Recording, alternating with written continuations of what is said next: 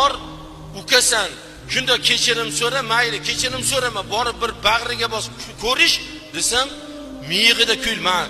Tirjayimda miyig'ida kulyapti-da, shayton xudo urgan.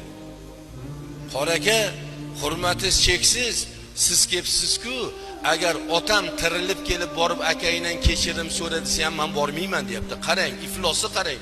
Otasini o'lib ketgan, otasini sariq chaqaga olayotgan yo'q. Oxiri nima bo'ldi?